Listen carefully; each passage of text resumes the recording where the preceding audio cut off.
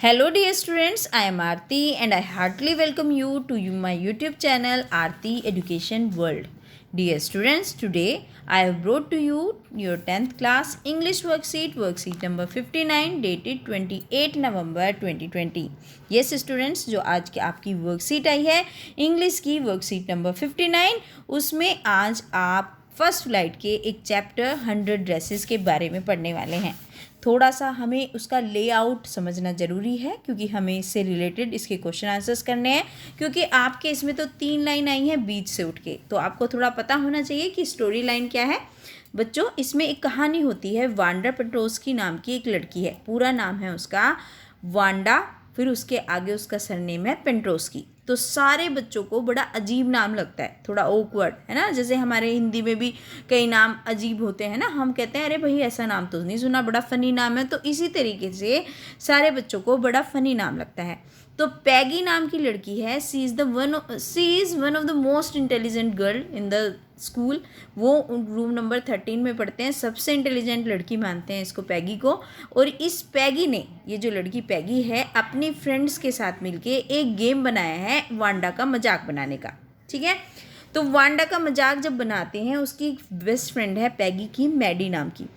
तो वो मैडी जो है, वो लड़की मैडी, उसको मतलब वो चाहती नहीं है इस गेम में पार्टिसिपेट करना, क्योंकि वो अपने आप को उसके ऊपर ले जाती है। ठीक है, लेकिन वो करती है, वो उस गेम में इसलिए पार्टिसिपेट करती है। एक तो पैगी उसकी बेस्ट फ्रेंड है और वो पैगी की तरह ही, जैसे वो पैगी की तरह ही करती है जो भी करना होता है, और वो वांडा की जगह पे अपने आप को रखना चाहती है। चलिए अब ये पढ़ते हैं, आपको समझ आएगा बिल्कुल एकदम crystal clear. She would never have paid any attention to Wanda. अब ये जो मैडी है उसके विचार हैं, वो ये कह रही है कि शायद उसने कभी भी अटेंशन नहीं दी होती वांडा पे, मतलब वांडा पे इतना ध्यान उसने कभी नहीं दिया होता। If Peggy had not invented the dress game, अगर पैगी ये जो ड्रेसेस वाला गेम नहीं बनाती तो शायद उसने कभी वांडा पेट्रोस्की पे इतना ध्यान नहीं दिया होता। क्योंकि जो पैगी है उसने एक गेम बनाया था, वो क्योंकि एक फेडेड सी ड्रेस में आया करती थी वांडा स्कूल, तो पैगी ने उससे ये पूछना शुरू किया, भाई तुम्हारे पास कितनी ड्रेसेस हैं, है ना, उसका मजाक उड़ाने के लिए। तो वो बोलती थी कि मेरे पास 100 ड्रेसेस हैं एंड ऑल आर इन अ रो, है ना, सारी रो में लगी हुई हैं, है ना, सारी लाइन अप हो रखी हैं, वो ये बोलती थी। तो वो उसका और मजाक उड़ाते थे, क्योंकि जो बच्ची एक ड्रेस के अलावा दूसरी पहनती नहीं है, कलर भी फेड है, साफ तो होती थी, आयरन भी नहीं होती थी, तो उसका वो फिर उससे पूछते थे कि कितने शूज़ हैं तेरे पास, तो वो बोलती थी 60 पेयर्स। तो इसी तरीके से उसका मजाक उड़ाते थे वो बच्चे। ठीक है, तो वो मैडी अब ये फील कर रही है कि मैं इसमें उसको ध्यान भी नहीं देती अगर ये पैगी ये वाला गेम नहीं बनाती।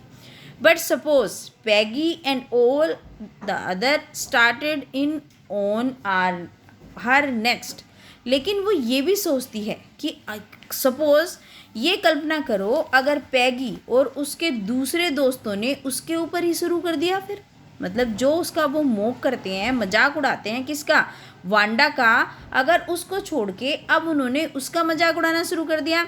बच्चों थोड़ा सा डिस्टर्बेंस है क्योंकि हमारे पड़ोस में शादी हो रही है, तो आप उसको थोड़ा सा मैनेज करना। She was not as poor as Wanda, और वो इतनी पुअर नहीं थी जैसे कि वांडा, मतलब पुअर तो थी, वो गरीब थी वांडा की तरह, लेकिन इतनी गरीब नहीं थी जितनी की वांडा थी। Perhaps but she was poor, लेकिन वो गरीब थी जैसे जी वांडा पेट्रोस्की गरीब थी, वो भी गरीब है, शायद इतनी गरीब नहीं जितनी की वांडा है।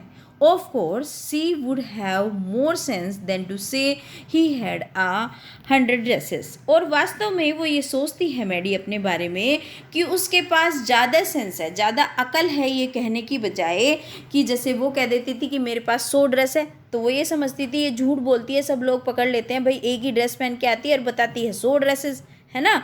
तो वो ये बोलती है कि मैं शायद ऐसा नहीं बोलती जैसे वो बोलती है, वो उसको मतलब उसके जगह पे अपने आप को रख के देख रही है। ठीक है, चलिए होपफुली आपको ये समझ आया होगा। चलिए अब कर लेते हैं इसके क्वेश्चन आंसर्स, मैं और डिटेल करती रहूँगी अगर मुझे लगेगा। Who is she in the above lines, तो अब बताइए जो शी यूज़ हुआ है बार बार, ये किसके लिए यूज़ हुआ है बताइए। तो ये she would never have paid attention to Wanda Petronski, उसने उसके ऊपर वांडा के ऊपर कभी ध्यान नहीं दिया होता है। ये कौन फील कर रहा है? ये फील कर रही है मैडी। ये मैडी के लिए यूज़ हुआ है कि वो कभी ध्यान नहीं देती, लेकिन पैगी ने करा है she was not as poor as Wanda. वो मैडी जो है वांडा की तरह पुअर नहीं है, लेकिन वो पुअर है। तो शी जो बार बार इसमें वर्ड आया है वो मैडी के लिए आया है। ओके, क्योंकि पैगी के बारे में तो वो सोच रही है कि पैगी ने ये गेम बनाया, ठीक है। वांडा के लिए आया नहीं है, वांडा का तो बार बार नाम आ रहा है, पैगी का भी नाम आ रहा है, और एलन के लिए भी नहीं आया है। ये एक लड़की है और मैडी है पैगी की बेस्ट फ्रेंड, ठीक है। चलिए अब आ जाते हैं दूसरे क्वेश्चन पे। Which expression catches Maddie's emotion in the sentence but suppose Peggy and all other started in on her next. अब कौन सा एक्सप्रेशन जो मैडी का इमोशन होगा सेंटेंस में, अगर पैगी और सारे के सारे उसके दोस्त उसका मजाक उड़ाने लगेंगे, तो बताओ क्या होगा? ये तो होगा नहीं कि थम्स अप करो तुम, ऐसा तो हो नहीं सकता। चकराएगी भी नहीं, और आप ये देखिए गुस्सा तो उसे आएगा थोड़ा बहुत, मैं मानती हूँ, लेकिन उसको दुख बहुत होगा। वो बहुत उसको बुरा लगेगा कि सारी क्लास के सामने उसकी पोल खुल गई, क्योंकि वो जो मैडी है ना, पैगी के कपड़े पहनती थी पुराने, उसकी मम्मी थोड़ी सी एम्ब्रॉयडरी वगैरह कर देती थी जिससे बच्चे उसको रिकॉग्नाइज ना कर पाएँ। तो उसने अपनी इज्जत आज तक बचा के रखी थी, और बच्चे उसको नहीं मतलब मोक करते थे, उसका नहीं मजाक उड़ाते थे। तो अगर हो जाता तो उसको बहुत बुरा लगता, शायद वो उसकी जगह पे वो इतना परेशान होती और इस तरीके से रोती। तो आप ये इमोशन इसमें दिखा सकते हैं, ठीक है। एंगर का भी थोड़ा बहुत ठीक है, लेकिन 100% जो इसमें सूट करता है वो ये सूट करता है, राइट, क्योंकि उसे इसलिए तो डर है। चलिए अब अगला देखते हैं। Pick the option that list the set of true statements based on the extract.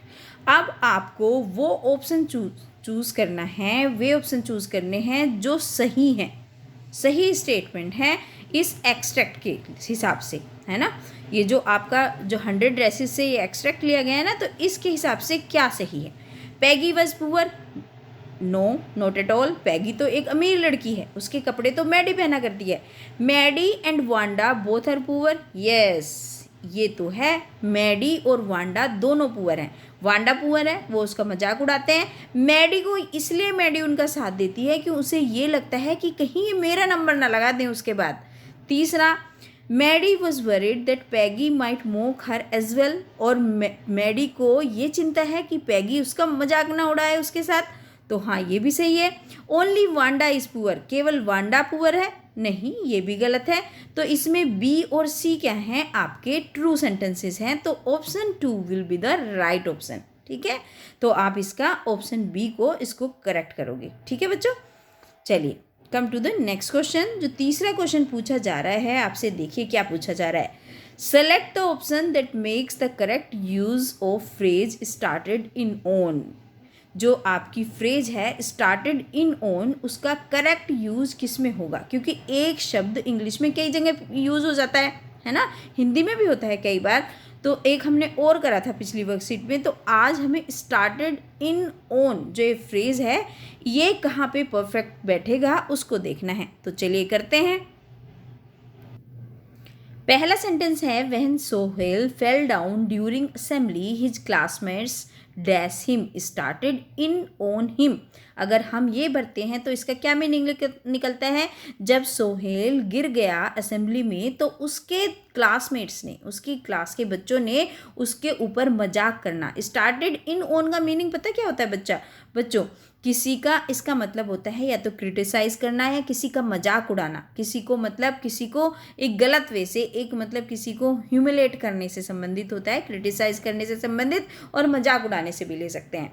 तो देखिए, तो उसका मजाक उड़ाया। दूसरा सेंटेंस है, when Sohail started in on, जब उसने शुरू करा वो गिर गया और बरिस हो गया उसका नी, तो ये तो गलत है बिल्कुल।